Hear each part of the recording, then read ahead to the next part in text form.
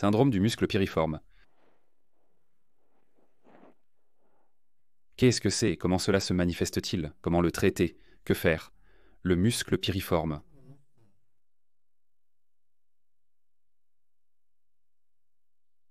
Elle se trouve sous le grand muscle fessier. Elle commence à partir de la partie interne du sacrum et va jusqu'au grand trochanté du fémur. Voilà comment elle passe. Voilà à quoi ressemble le muscle piriforme. Le muscle piriforme, quelqu'un l'a appelé ainsi parce qu'il lui rappelait apparemment la forme d'une poire. Il ne ressemble pas vraiment à une poire, mais on l'appelle piriforme. Quel était le sens de ce syndrome du muscle piriforme? Lorsque ce muscle est en spasme, il provoque une irritation du nerf sciatique. Le nerf sciatique est l'un des plus gros nerfs. C'est peut-être même le plus gros nerf de notre corps humain.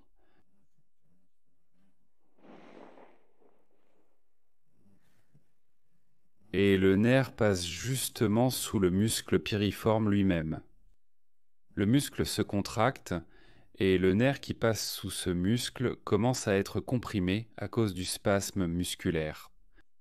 C'est ainsi que se développe le syndrome du muscle piriforme. Spasme musculaire, irritation du nerf et douleur. La douleur peut se situer directement dans le muscle, localement, juste ici, dans sa région.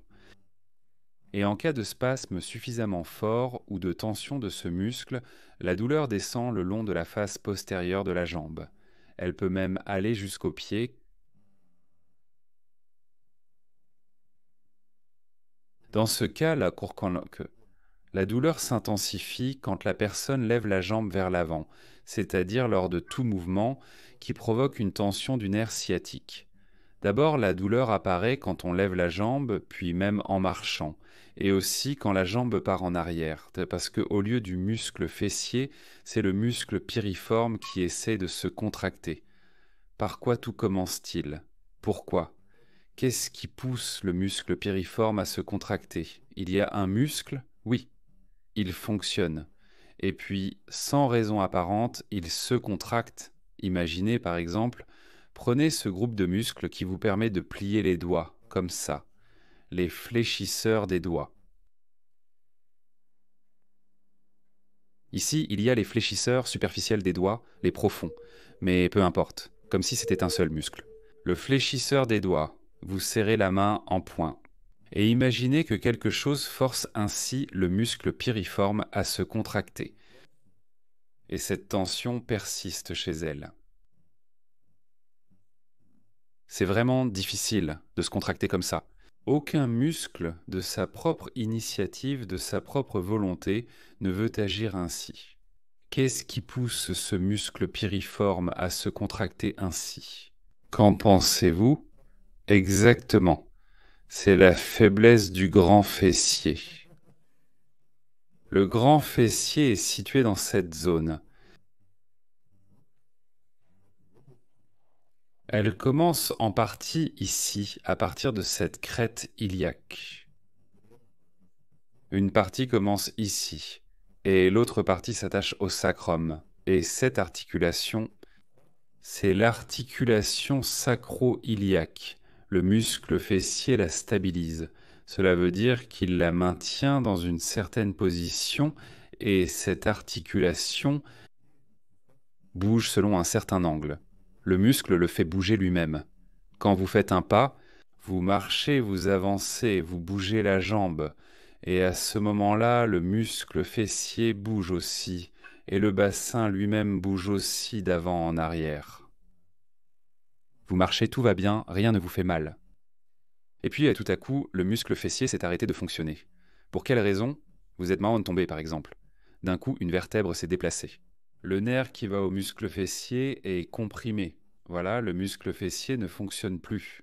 Mais dans ce cas, le muscle piriforme ne fonctionnera pas non plus, car ils sont tous les deux innervés à partir du même endroit, de la racine L5. Donc cette méthode ne convient plus dans cette situation. Ici, le syndrome du muscle piriforme ne se développera plus. La chute s'est produite différemment.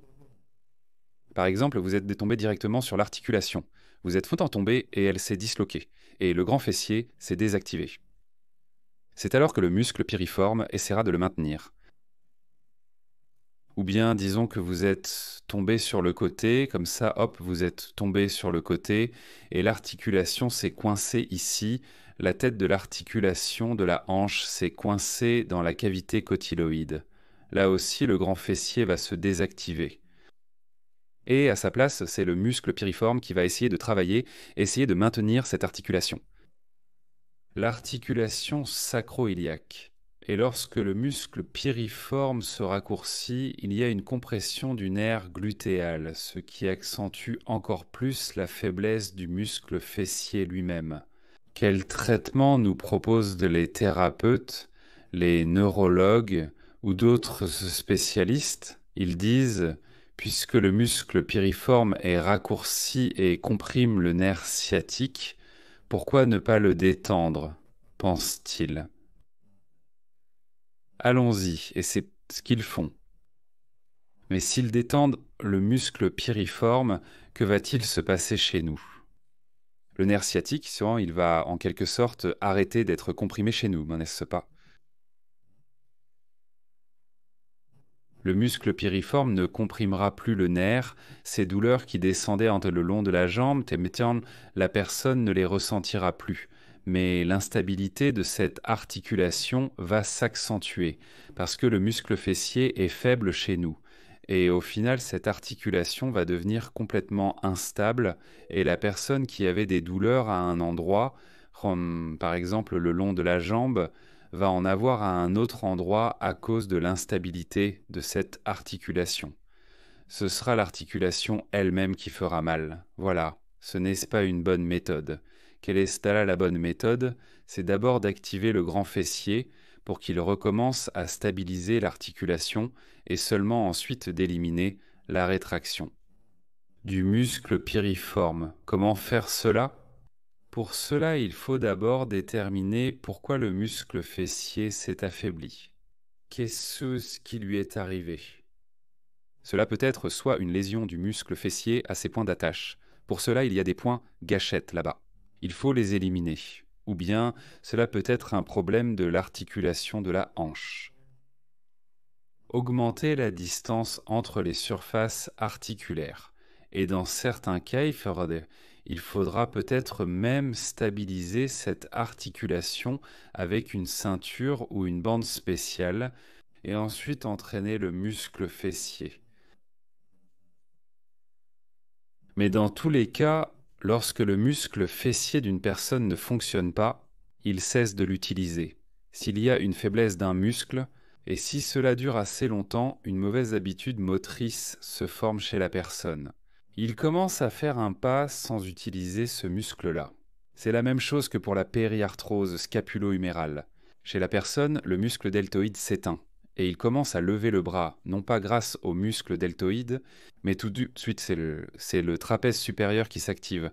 Et même ensuite, lorsque le muscle deltoïde commence à fonctionner, le trapèze supérieur continue quand même à s'activer en premier et empêche la contraction normale du muscle deltoïde. C'est pourquoi il faut aussi réapprendre à marcher. Apprendre à marcher correctement en utilisant le muscle fessier. Voilà tout.